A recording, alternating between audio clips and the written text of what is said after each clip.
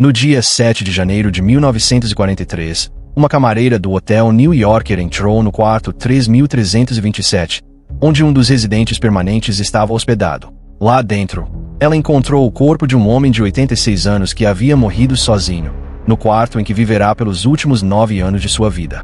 O homem estava falido e vinha sobrevivendo com uma dieta de leite e bolachas, usando os poucos recursos que lhe restavam para alimentar e cuidar dos pombos locais. Esse homem era conhecido como Nikola Tesla. Ver Tesla em seus anos finais tornava difícil acreditar que ele havia sido uma das maiores mentes da era moderna. Seu gênio moldou o mundo como conhecemos hoje, sendo o pioneiro da corrente alternada, o sistema elétrico que abastece nossas casas. Sua influência pode ser vista por toda parte, do controle remoto e radiocomunicação sem fio. Talvez o mais impressionante de tudo seja que o trabalho e as criações de Tesla vieram de sua paixão pela ciência, investindo seus ganhos em projetos voltados para o bem da humanidade, e não por ganância ou lucro.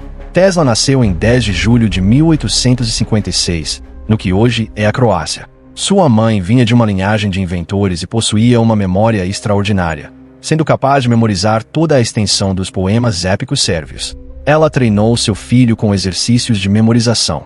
Mais tarde, falava 8 idiomas diferentes, algo que ele atribuía aos esforços de sua mãe em sua juventude. Aos 5 anos, Tesla testemunhou a morte de seu irmão mais velho em um acidente de cavalo, uma imagem que o acompanharia por toda a vida. Depois disso, Tesla começou a ter flashes de luz e imagens, o que tornava difícil distinguir a realidade da imaginação. Ele dizia que suas invenções lhe vinham nesses flashes de luz, conceptualizando todo o projeto em sua mente e corrigindo suas falhas sem nunca colocar nada no papel. Em uma entrevista de 1919, ele descreveu esse processo afirmando: ***, eu não me precipito em começar o trabalho real quando tenho uma ideia. Começo imediatamente a desenvolvê-la em minha imaginação. Modifico a construção, faço melhorias e opero o dispositivo em minha mente.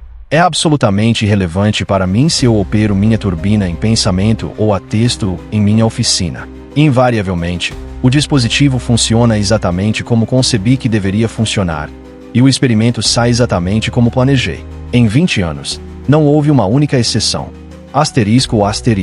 Tesla se destacou no sistema educacional, mas acabou abandonando a universidade devido ao vício em jogos de azar e outros problemas pessoais. Inspirado por demonstrações elétricas feitas por seu professor de física, Tesla conseguiu um emprego na filial de Paris da Continental Edison Company em 1882, instalando iluminação interna pela cidade.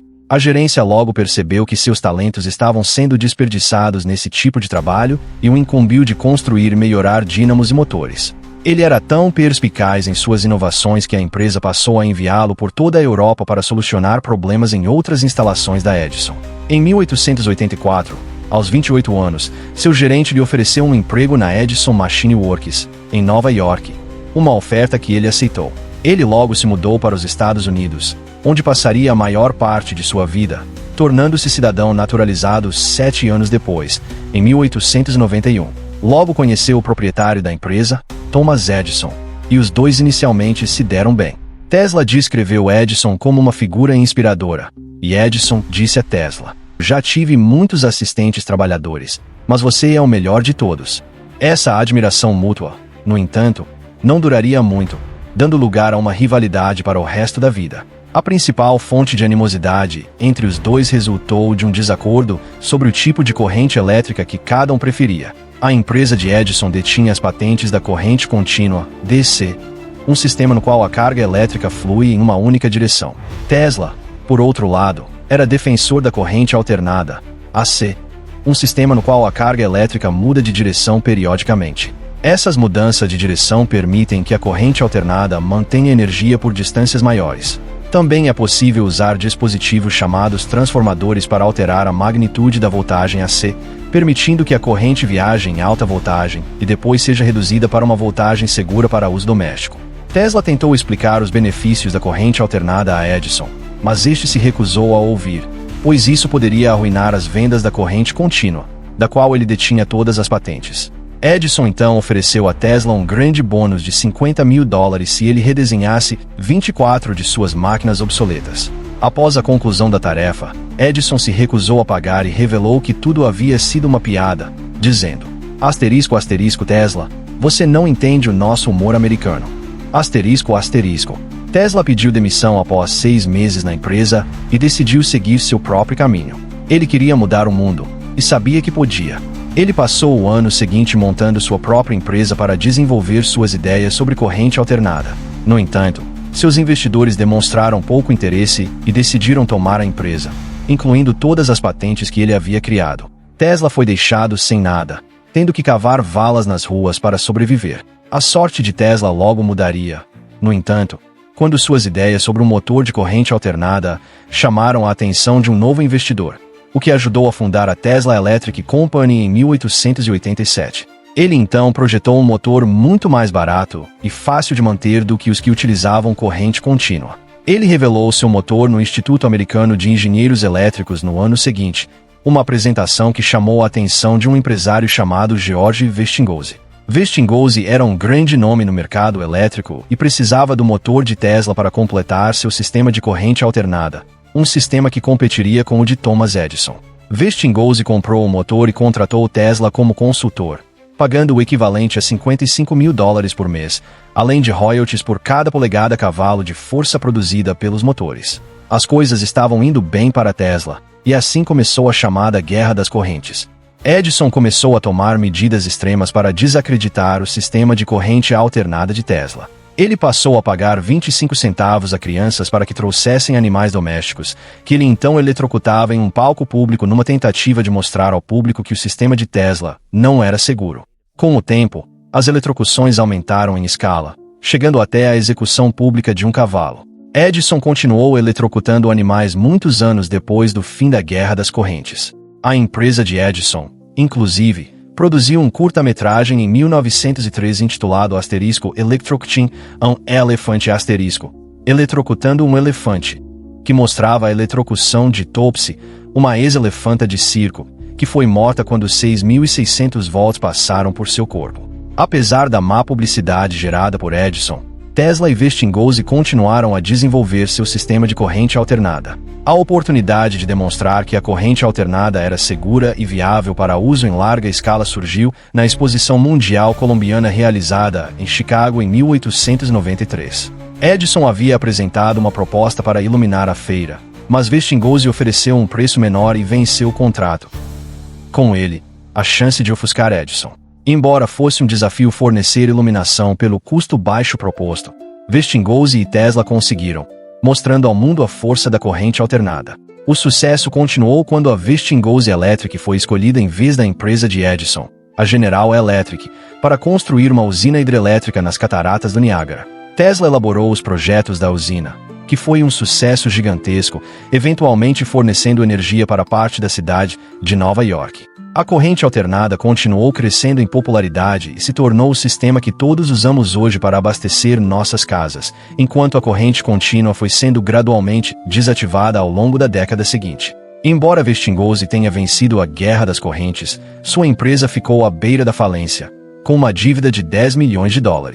Ele recorreu a Tesla pedindo ajuda, solicitando uma redução temporária nos royalties para manter a empresa funcionando.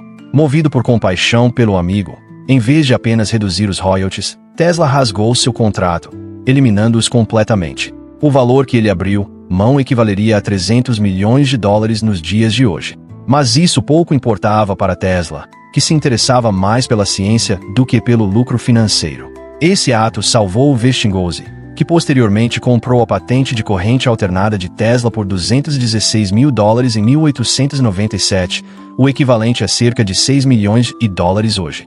Com esse dinheiro, Tesla montou novos laboratórios em Nova York e se dedicou completamente à invenção. Tesla havia se tornado uma figura internacional, com seus laboratórios sendo frequentemente visitados por pessoas ricas e poderosas, incluindo seu amigo próximo e pai da literatura americana, Mark Twain.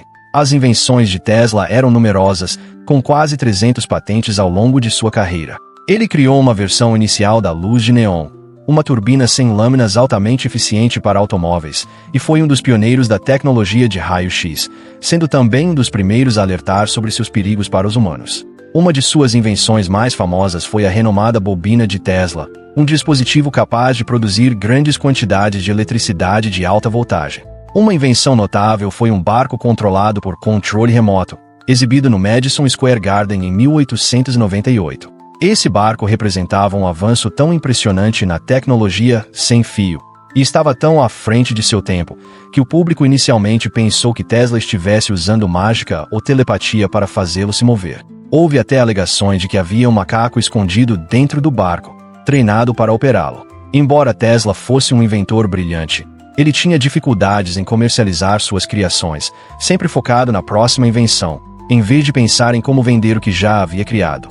Muitas de suas ideias nunca foram registradas, e as que foram muitas vezes não receberam patente legal. Esse modo de operar causou sérios problemas a Tesla quando ele começou a trabalhar com o rádio no final do século XIX. Ele teve a ideia de rádio em 1892 e logo estava pronto para transmitir um sinal para um local a 80 km de distância. Mas um desastre ocorreu. Seu trabalho foi destruído em um incêndio de laboratório em 1895. Tesla não havia apresentado um pedido de patente e só o fez após 2 anos de reconstrução de suas pesquisas. Ao mesmo tempo, um inventor italiano chamado Marconi também estava trabalhando com rádio e já havia estabelecido direitos de patente na Inglaterra. No entanto, quando tentou adquiri-los nos Estados Unidos, teve o pedido negado, pois suas ideias foram consideradas muito semelhantes às de Tesla. Infelizmente para Tesla, Marconi conseguiu realizar a primeira mensagem de rádio transatlântica do mundo em 1901, utilizando 17 das patentes de Tesla. Thomas Edison então colocou seu peso financeiro por trás de Marconi, com o escritório de patentes dos Estados Unidos repentinamente mudando de ideia sobre suas decisões anteriores. Marconi agora possuía os direitos nos Estados Unidos, com Edison podendo receber uma parte dos lucros. Tesla inicialmente deixou a questão passar, mas a gota d'água veio quando Marconi ganhou o Prêmio Nobel em 1911 por seu desenvolvimento do rádio, algo que só foi possível devido ao trabalho não creditado de Tesla. Tesla tentou processar Marconi, mas os processos se arrastaram por anos, sendo resolvidos a favor de Tesla apenas 8 meses após sua morte. A ideia mais radical de Tesla surgiu na virada do século XX. Ele pretendia criar um sistema mundial sem fio, que seria capaz de distribuir energia para qualquer lugar do mundo. Tesla recebeu financiamento para esse projeto em 1901 e logo comprou um terreno em Long Island, Nova York, onde construiria seu dispositivo. Ao longo do ano seguinte, foi construída uma grande torre de madeira com 57 metros de altura e uma cúpula metálica de 21 metros de diâmetro. Ele chamou a instalação de Torre Wardenclyffe e acreditava que ela avançaria radicalmente a tecnologia sem fio, com o que chamava de dispositivos de comunicação como nunca antes vistos, mesmo por mais um século. Um assinante de telefone aqui poderá ligar e conversar com qualquer outro assinante no mundo. Um receptor barato, não maior que um relógio, permitirá que ele ouça em qualquer lugar, por terra ou mar, um discurso feito ou música tocada em outro lugar, por mais distante que esteja. Da mesma forma, qualquer imagem, caractere, desenho ou impressão poderá ser transferido de um lugar para outro. Milhões de tais instrumentos podem ser operados a partir de apenas uma instalação desse tipo.